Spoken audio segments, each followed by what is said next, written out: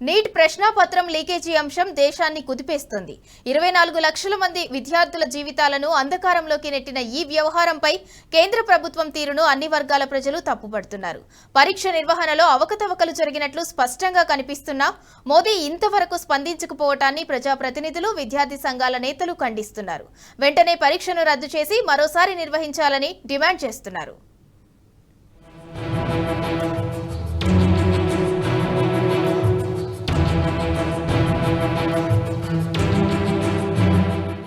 Neat పరీక్ష paper leakage, grace మార్కుల అవకతవకలపై మాజీ మంత్రి సిద్దిపేట ఎమ్మెల్యే హరీష్ రావు ఫైర్ అయ్యారు. దీనిపై వెంటనే విచారణ చేపట్టాలని కేంద్రాన్ని డిమాండ్ చేశారు. డాక్టర్లు కావాలన్న విద్యార్థుల ఆశలను వమ్ము చేయకుండా కేంద్రం వెంటనే స్పందించాలని అన్నారు. విద్యార్థులు రోడ్డు మీదకు వచ్చి ఆందోళనలు చేస్తున్నా ప్రధాని, కేంద్ర మంత్రులు ఎందుకు స్పందించడం లేదని ప్రశ్నించారు. గతంలో ఎన్నడూ లేని విధంగా 67 మందికి ఫస్ట్ ర్యాంక్, ఒకే సెంటర్లో ఎగ్జామ్ రాసిన 6 విద్యార్థులకు 720 మార్కులు రావటం పలు అనుమానాలకు తావిస్తుందని అన్నారు. గ్రేస్ మార్కులు కలిపిన 1563 మంది విద్యార్థుల వివరాలు వెల్లడించాలని డిమాండ్ చేశారు.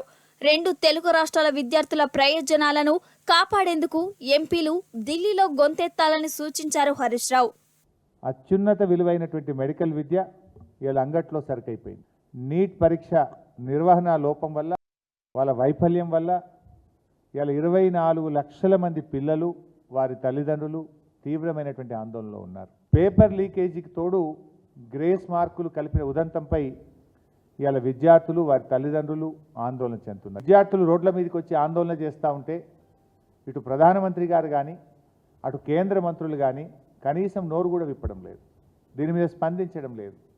మన్ కీ బాత్లో తన బాత్ చెప్పేటువంటి ప్రధానమంత్రి గారు నీటి పైన ఏం చెప్తారో చెప్పాలి, స్పందించాలని చెప్పి కూడా మేము డిమాండ్ చేస్తూ ఉన్నాం.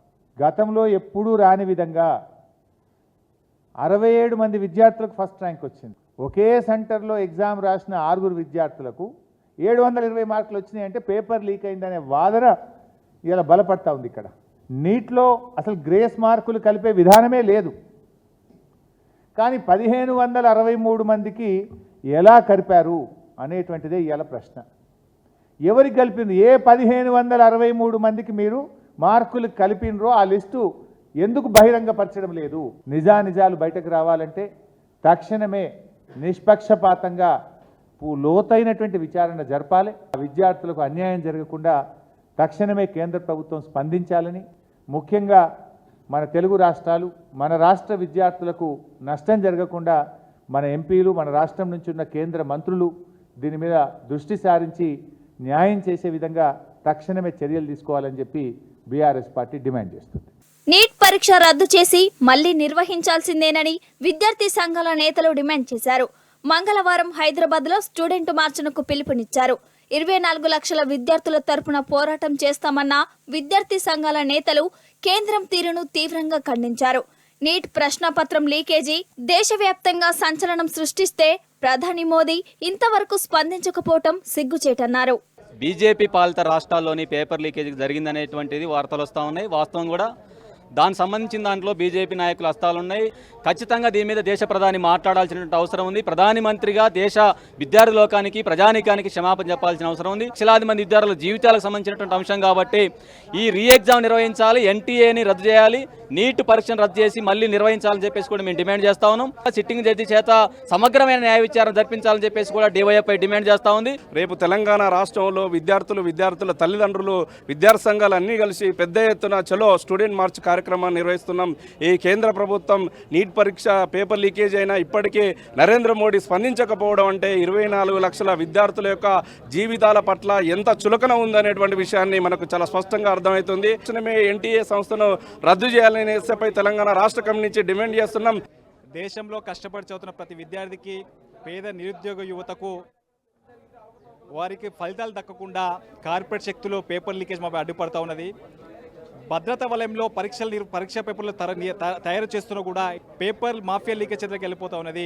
స్పష్టంగా దేశంలో నీటి పరీక్ష లీకేజ్ జరిగినప్పుడు స్పష్టమైన హానవాలు తెలుస్తున్నా కూడా ఈరోజు కేంద్రంలో ఉన్నటువంటి ప్రధానమంత్రి నరేంద్ర మోడీ ఇంతవరకు స్పందించలేదు. విచారణ కమిటీకి ఆదేశించకపోతే స్పష్టంగా అనుమానాలు వ్యక్తమవుతున్నాయి. రాష్ట్రంలో ఉన్నటువంటి బండి సంజయ్ కిషన్ రెడ్డి కేంద్ర మంత్రిగా ఈరోజు ఎన్నికైన తరుణంలో వారు కూడా ఈ యొక్క తెలుగు విద్యార్థుల పట్ల మాట్లాడాల్సిన అవసరం ఉన్నది.